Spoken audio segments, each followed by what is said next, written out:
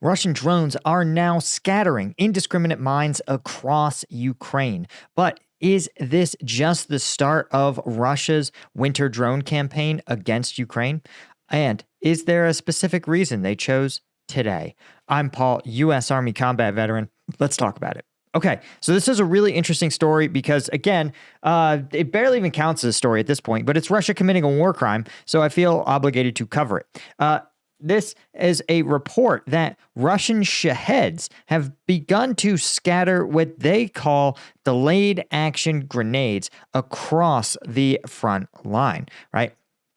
Now, this is a recent development, right? Something that's happened in November, and they have a picture here that Russian Shahed or Garans, depending on, basically Shahed means they were made in Iran.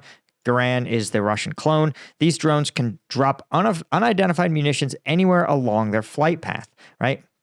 And they're not sure the exact mechanism, but this is an example of what they call delayed action grenade, what we would call a mine.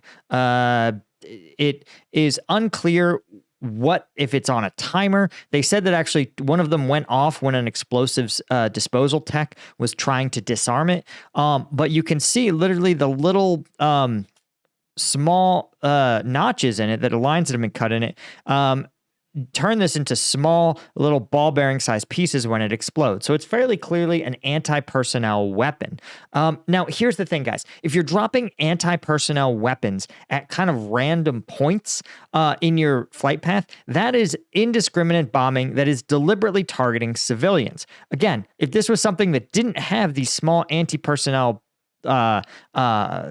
shrapnel cuts or grooves, then you could make the case that this was maybe meant as a strategic weapon, right? Something meant to take out a factory, for example, right? Maybe they say, oh, it's a munition that you drop to take out a factory that they fly over on their flight path to their primary target. Sure, plausible, not a war crime.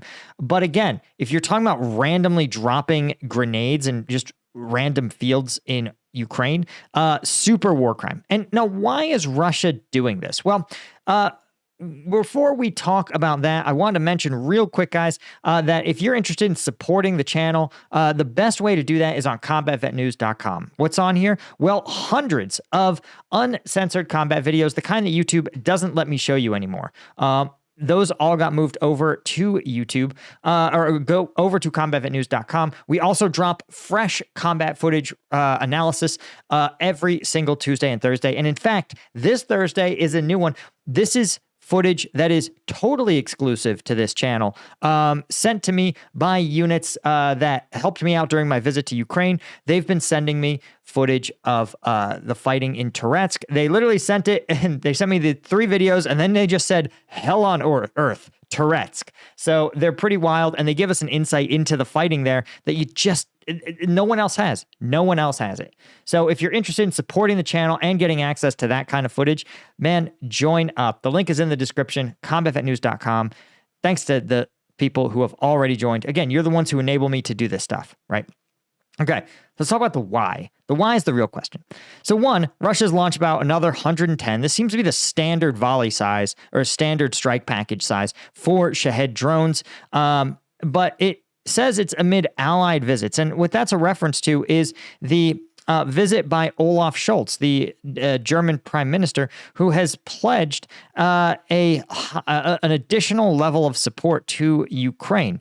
Again, this is his first visit to the country in 2.5 years and is expected to announce a major military aid package worth $680 million. For context, that is about 1/10 of the U.S.'s aid package of about $60 billion. So mostly a little more than a feel-good package, but it depends on what's in it, right? Some of this equipment is not that helpful to Ukraine, right? Where if they say, hey, we're going to give you a bunch of tanks, Ukraine's like, yo, we're not going on offense. So like tanks are of limited value to us, right? Whereas if they were to say, hey, air defense missiles and artillery shells, then the Germans would say, oh, yeah, okay. Then the Ukrainians would say, oh, yeah, that's $680 million that we could really use. But so obviously there's a message here. There's also, of course, been European Council President and Chief Diplomat Kaja Kallas, who also arrived in Kiev on Sunday.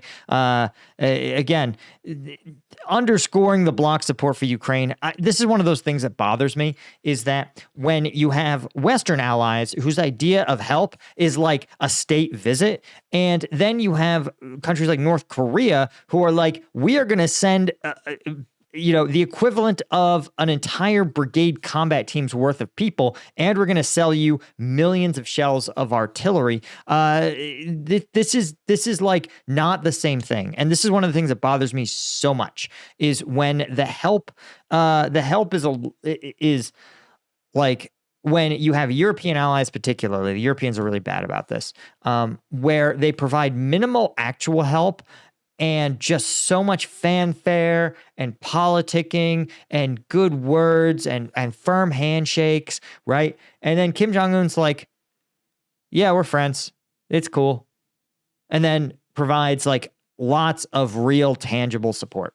It just drives me crazy. But let's talk about why. The why here is actually interesting, right? Why Russia is adding these sort of anti-personnel terror weapons onto their Shaheds, right?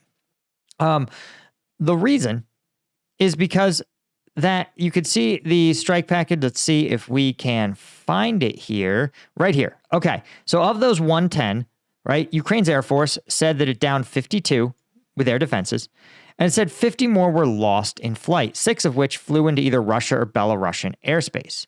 Okay, so, but again, they acknowledge that like there was some successful strikes here. And again, you can see it, right? We have 52, right? And one's still in the skies. So 50, 102, or 102 and 103. So yeah, you have about a 96% downing rate, but that's what Russia expects at this point. Russia can just afford to lose that many. That's what they expect to lose, about 96% of their flight. So, but 50 lost in flight, 6 of which flew into Russian or Belarusian airspace. What does that mean? Well, it reflects a new Ukrainian air defense tactic that's pretty innovative. It's GPS spoofing. So it takes their guidance system, which is partially GPS, partially a sort of Chinese and Russian clones of GPS, sort of uses them all to try to figure out where they are.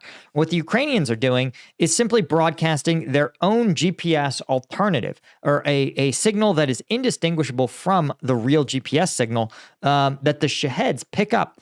So suddenly they say, oh, wow, we thought we were right on target, but no, in fact, we're not. We are off target, and we have to change course to get to the grid coordinate that we were programmed to strike.